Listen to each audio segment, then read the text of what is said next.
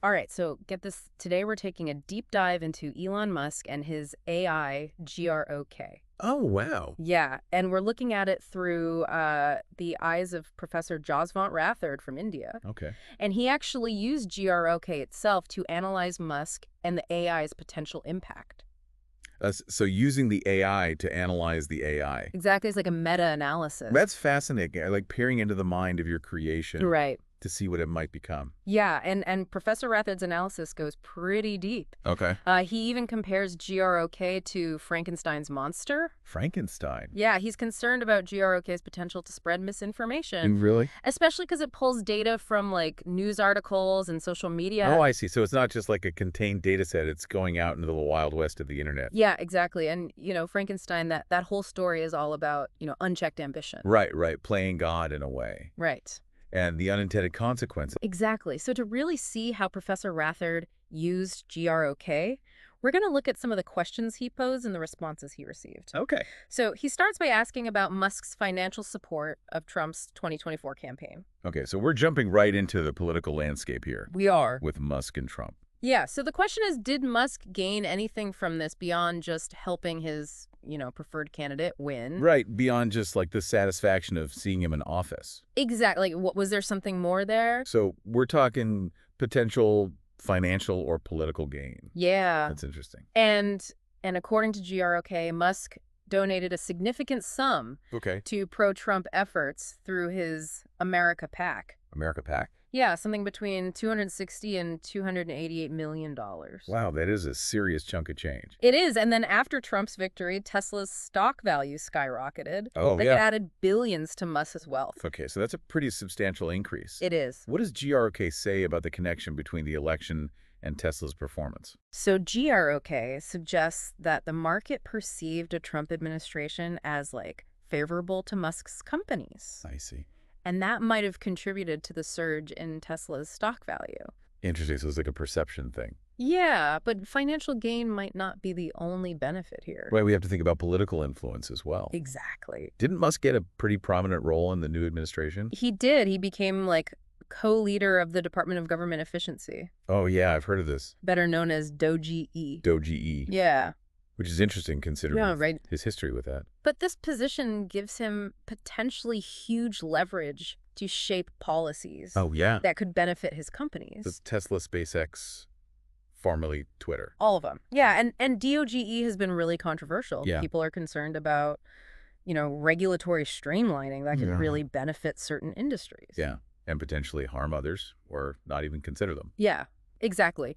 And Professor Rathod is really interested in exploring this connection. He even uses GROK to delve into Musk's personal life, Oh, wow. looking for insights into his motivations and potential vulnerabilities. So we're going from the political to the personal, We are. which is always a bit tricky. It is. We have to be cautious about speculating on private matters. Half loose. But what did GROK uncover? Yeah, I'm curious. So get this. GROK reveals that Musk has 12 children with multiple partners. Golf. 12. Okay. It even highlights the tragic loss of his first child, Nevada, Oh, wow. and then his subsequent 5 sons with his first wife, Justine Wilson. Okay, so this is getting very personal. It is. And while these details are intriguing, Yeah. they don't necessarily reveal the full picture Right. of his motivations or intentions. Absolutely. We have to be careful about jumping to conclusions. Right. But even from these initial questions, Yeah. we can see GROK's ability to analyze just huge amounts of personal information. It's pulling from everywhere, isn't it?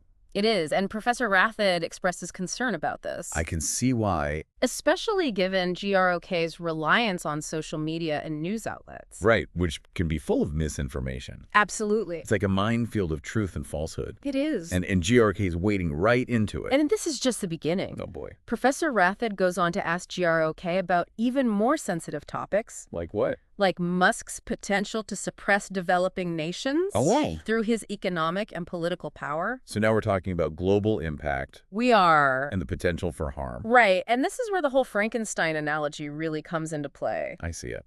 What happens when you have ambition fueled by potentially unreliable information, Yeah, amplified by AI, right. and then you mix that with global power dynamics? That's a potent cocktail.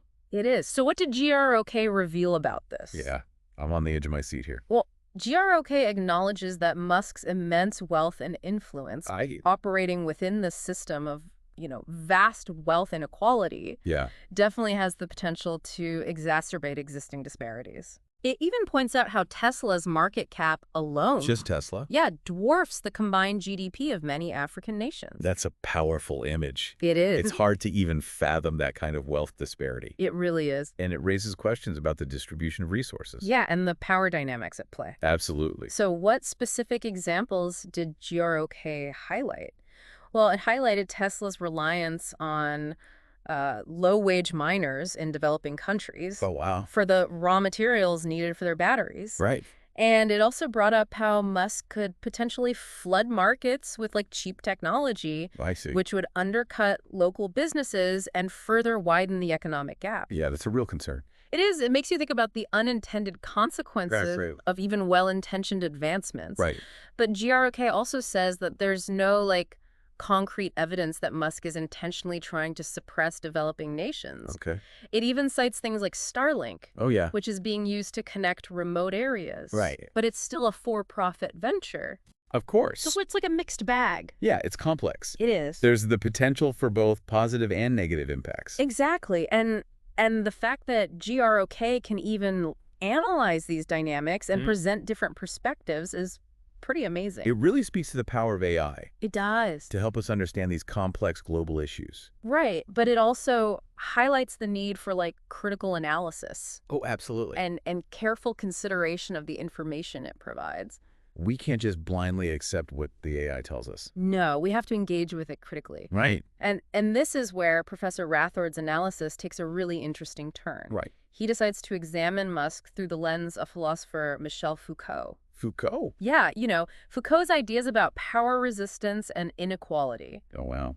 This is getting really theoretical. It is. He's essentially asking GROK to analyze Musk's actions and influence within that framework.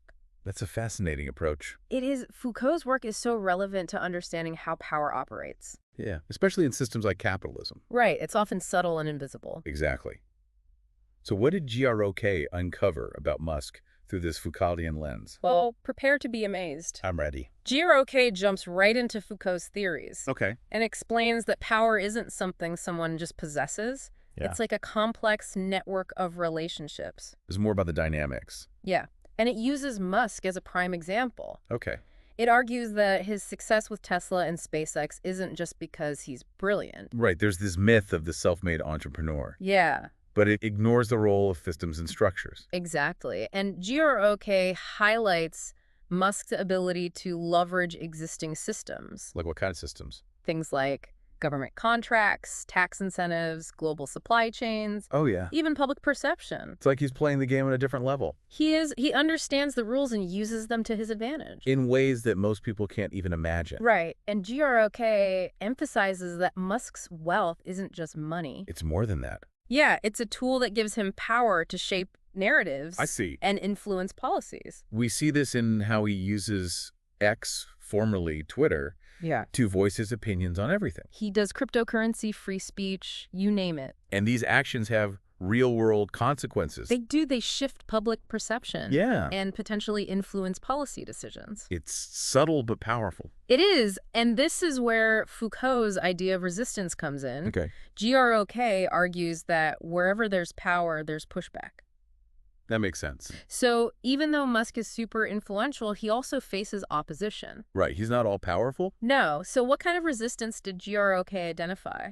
I'm curious. Well, it points to things like worker strikes, Oh, right? demanding better working conditions and union rights. Okay. And then you have regulatory bodies like the SEC Yeah. scrutinizing his market moves. They're trying to keep him in check. They are. And there's even the backlash he gets on his own platform X. It's like a constant tug of war. It is, with various actors vying for influence and control. And GROK doesn't shy away from the issue of inequality. No, it doesn't. What does it say about that? It argues that despite Musk's claims of promoting innovation and progress, Okay. his economic success ultimately contributes to the widening gap. between the rich and the poor. Exactly, the haves and have-nots. That's a really important point to consider, It is technological advancements can sometimes exacerbate inequality. especially if they're not developed and implemented carefully. Right, but GROK also points out that Musk isn't solely responsible for creating inequality. Okay. It acknowledges that he's operating within a system, Capitalism. yeah, that's already designed to produce winners and losers. It's a systemic issue. It is, and here's what I find really interesting. What's that? GROK even acknowledges its own existence as part of this complex web. You mean the web of power resistance and inequality? Yeah, it's like it's becoming self-aware. That's a bit unsettling. It is. It's like GROK is starting to grasp the ethical and societal implications of its own existence. That's both fascinating and terrifying. It raises questions about the future of AI. Yeah. And its role in shaping not just our technology, but our social, political, and economic systems. Right. It's not just a neutral tool. No, it's deeply intertwined with these systems. So to understand GRK's analysis better, Yeah. Professor Rathod also asked about how it gathers information. Right, how it analyzes and verifies the data it uses. That's crucial. It is the reliability of GROK's insights depends on the quality of its sources. So how does it work? Well, GROK explains that it pulls information from like a massive pool of sources. Like what? Public records, news articles, social media posts, academic papers. Wow, so it's casting a really wide net. It is pretty much anything you can imagine. And how does it ensure accuracy with such a diverse data set? That's the million-dollar question. It is. And Professor Rathod was definitely concerned about this too. I bet. GROK says that it cross-references information across multiple sources. Okay. Prioritizing primary sources like Musk's own statements. That makes sense. And giving less weight to things like rumors or unverified claims. So it's trying to filter out the noise. It is, but it's not a perfect system. Right. GROK acknowledges that there's always a possibility for errors. Especially with breaking news or obscure details. Yeah, So there's a level of uncertainty. there is, but GROK emphasizes transparency. Huh? It clearly indicates which information is verified and which is not. That's good. And it encourages users to verify information independently. Using primary sources or peer-reviewed studies. Exactly. It's like it's saying, hey, I'm here to help you explore these issues, Right. but don't just take my word for it. Do your own research. Right. Draw your own conclusions. Exactly. It's a good reminder that even with advanced AI, Yeah. we can't just stop thinking critically. We have to be active participants in the search for truth. Absolutely. And it's fascinating because Professor Rathod's whole analysis Yeah. hinges on this technology that he's also scrutinizing. It's a recursive loop. It is. It really makes you think, It speaks to our complex relationship with technology. right, we're both empowered and challenged by it. Absolutely. So where does this leave us? Yeah. What are the key takeaways from Professor Rathod's deep dive into Elon Musk and GROK? I think Professor Rathod's analysis with GROK really gave us a unique look at Elon Musk and the potential impact of AI. Yeah, it did. Like, it highlighted that complex connection between power resistance and inequality. Right. And it makes you think about how these new technologies could make things better or worse. Exactly. And we have to remember that Professor Rathod actually created a document himself and then fed it into GROK Oh, yeah, that's to get all this information, which is kind of wild when you think about it. It is. It's like a loop, you know? It is. It's like an AI analyzing a document about AI. Right. Written by a human who's worried about AI. Layers upon layers of complexity. Right. And it all comes back to that big question, is Elon Musk just a product of the system or is he manipulating it? It's a tough one to answer. It is, especially as AI, like GROK, becomes more and more a part of our lives. Yeah, we have to think about how it fits into those power dynamics. We do the ones that Professor Rathod brought up. Power resistance and inequality. Exactly. There's a lot to consider. It is, but maybe as we use these technologies more, we can use them to challenge those systems. Oh, that's interesting. Yeah, instead of just understanding the world, maybe we can use them to make it more equitable. Like use AI to fight inequality. Exactly. It reminds us that technology is a tool and we can choose how to use it. For good or for bad. Right. The responsibility is on us to make sure it makes the world better for everyone. Well said. And on that note, I think I'll leave you with a final thought. Okay, I'm listening. If an AI can analyze the systems that created it, Yeah. does that mean it could also imagine new systems? Like better ones. Maybe ones that are more just and more equitable? That's a huge question. It is. And I think it's one we'll be thinking about for a long time. I agree. Well, that's it for today's deep dive. Thanks for listening.